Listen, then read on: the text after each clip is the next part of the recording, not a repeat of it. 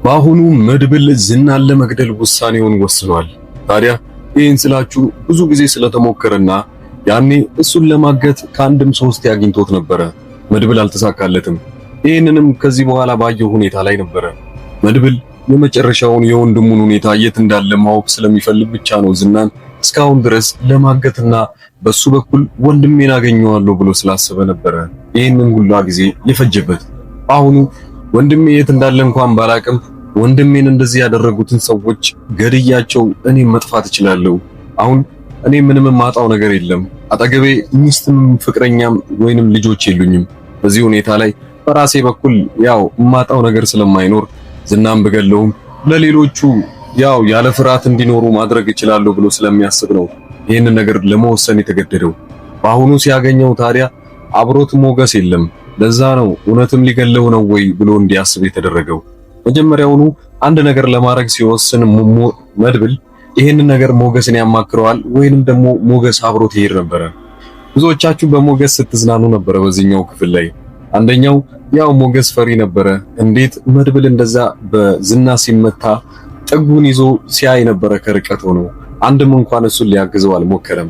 በዛ ላይ ደግሞ መድብል ከወደቀበት ተነስቶ ዝናን ሲደበድበውና መሬት ላይ ሲዘርረው እሱ ደግሞ ሞገስ እየሮጠ ይመጣና ሜላትን ሲያሯሩጣት ነበረ።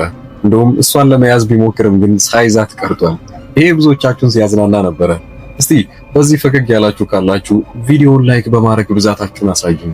ሌላው ያው ወደ መድብል ጉዳይ ስንመለስ መድብል ከአንድም ሁለቴ ከመሞከረ በኋላ በአሁኑ ግን ራሱን አደጋ ውስጥ ሊጥል ነው። ከዝና ጋር ተፋጧል። ዝናም በነገራችን ላይ ያው መድብልን በጣም በተለየ ሁኔታ እየፈራው መጥቷል።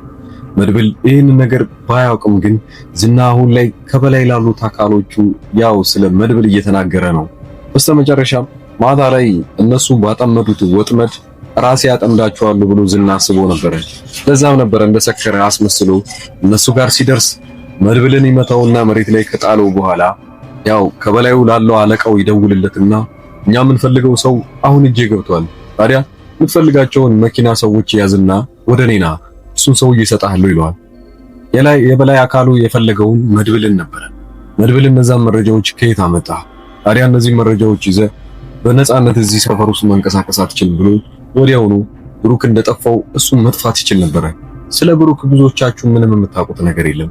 ብሩክ የት ሄዶ ነው? በምን ምክንያት ነው የጠፋው? እውነትም ዝና የሚያውቀው ነገር አለ ወይ? ይሄኛውን ጥያቄ ልንመልስላችሁ ነው። የመጀመሪያው ብሩክ የጠፋበት ምክንያት ምንም ነገር ባይታወቅም ግን ሜላት ደጋግማ ዝናን ስትጠይቀው ሰምታችኋል። ስለ ብሩክ የምታውቀው ነገር አለ ወይ ብላ ስትጠይቀው አይ እኔም የማውቀው ነገር የለም ብሎም የመለሳትም ወይ አውቀዋለሁ ብሎ አልመለሰላትም። ነገር ግን ጥያቄ መጠየቅሽን አቁሚ ነበር ያላት። ታዲያ እሷንም እንደዚሁ የመለሰላት መልስ መጀመሪያውኑ ዝና ሲናገር እንደሰማችሁት እኔ ከእናንተ እጥፍ ማሰብ እችላለሁ ቢሎም ነበረ። ለዛም ነው በትንሹም በትልቁም ለሚያምነውም ለማያምነውም ሰው መረጃ መስጠት የማይፈልገው ለዚህም ጭምር ነው። ለዛም ነበር ሜላትን እሷን እየረዳችው እንደሆነ ቢያቅም ግን ገና በታገተችበት ሰዓት ላይ ዋሽታ እንደወጣችም ጭምር ያው ነግረዋለች። እሷ የበለጠ ለመታመንና ወደሱ ፍቅር ለመቅረብ ስለፈለገች ነው ማንኛውንም ነገር ለሱ እያደረገች ያለችው። በዚህ መሃል ሁለቱም አልተጎዱም። መድብልም ቢሆን ዝናም መሃላቸው የተፈጠረው ነገር ሁለቱንም አልጎዳቸውም። ነገር ግን ሜላት በከፊሉ ነው የተጋለጠችው። ሜላት በስተመጀመሪያም በእነ መድብል በኩል ጎን ሆና እነሱን ለማገዝ ተስማምታም ቢሆን ግን ያኔ እንደተስማማችው ቃላን ሳትሰብር ብትስማማና ብታደርግ ኖሮ ያው ከነ መድብል ጎን ሆና ነገሩን መጨረስ ትችል ነበረ። አሁን ግን ከሁለቱም ጎን አልሆነችም። መድብልንም ቢሆን 100 ሺህ ብር ከሰጣት በኋላ ከርተዋለች። የከዳችውም ለዝና በማገዝ ነው። ዝና ታዲያ ሁሉንም ነገር እዛ ጋር ይቋጨዋል ብላ ብታስብም እንዳሰበችው አልሆነም። ዝናም ወዲያው ይደበደብና እሷም ከቦታው ላይ እግሬ አውጪኝ ብላ ትሄዳለች። ይህንን ካደረገች በኋላ በሁለቱም በኩል መታመን አልቻለችም። ነገሩ እንዲህ ነው። ሜላት ከዚህ በኋላ በነፃነት መንቀሳቀስ አትችልም። ያው መድብል ለፍቅረኛው ወይንም ለአዲሱ ጓደኛዋ ኤፍራታ እንደነገራት ጭምር እህትሽ ላይ ምንም የሚደርስ ነገር የለም ብሎ ቃል ገብቶላታል። ቃል ቢገባላትም ግን አሁን ላይ እሷም ስላልታመነች ሁለቱን ገድዬ እገላገላለሁ ሲል ማታ ላይ ሰምታችሁታል። መድብል ብቻውን እዛ ጋር የተገኘው ያለ ሞገስ እርዳታም መቆም የፈለገው ከዚህ ነገር እንዳያስቆመው በሚል ነው። ተፋጠዋል። እንደሌላው ጊዜ እንደሌሎቹ ክፍሎች አሁንም ቢሆን እንደ ወረተኛ ነገር ሊያልፉት ይችላሉ ወይንስ እውነትም መድብል ዝናን ይገለዋል። ሌላው ስለነ ዳጣ ቤተሰቦች እናውራ። ታዲያ አሁን ላይ ስለነ ዳጣ ቤተሰቦች ስናወራ ምሳሌም ሆነ እዛ ቤት ውስጥ ሁሉም በሰላም እየኖሩ ነው ያሉት። ጊዜያዊ ቢሆንም አንድ የሚጎል ሰው አለ። ታዲያ በስተመጨረሻም ቅድስት አንድ ወረቀት አንስታ ያነበበችውን ነገር ሁላችሁም አይታችኋል። ስለምንድን ነው ወረቀቱ? በጣም ደንግጣ ነበረ። በዛ ላይ ፊቷ ላይ የሚነበበው ነገር በጣም አስደንጋጭ ነው።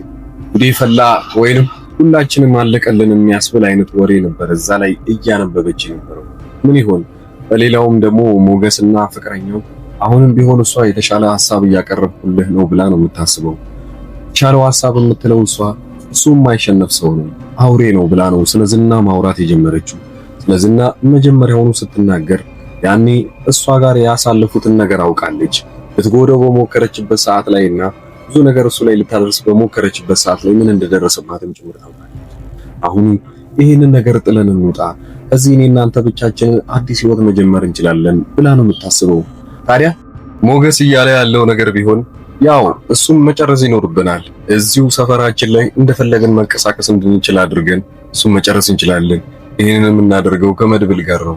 መድብልም ቢሆን በራሱ በኩል ብሩኬን እስኪያገኘው እንጂ የሱን ማጥፊያ ዘዴ እኮ በቀላሉ ማግኘት እንችላለን ብለዋል።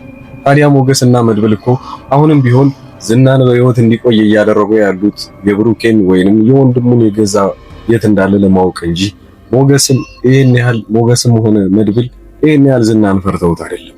የመጨረሻው ነገር ምን ይሆናል? ምሳሌም ቢሆን እዛ ቤት ውስጥ አሁን ላይ ያው እየጠየቀች ያለችው ከማናቸውም ጎን እያገኘች ነው ያለችው። ቅድስት እንደዛ ስትጨናነቅላትና የለም ማለት ስለማትፈልግ ያኔ ስጋ ግዢልኝ ብላ እንኳን ስትልካት ወዲያውኑ ነበረ ከማንም ወስዳ ወደዚህ ቤት ውስጥ የገባችው።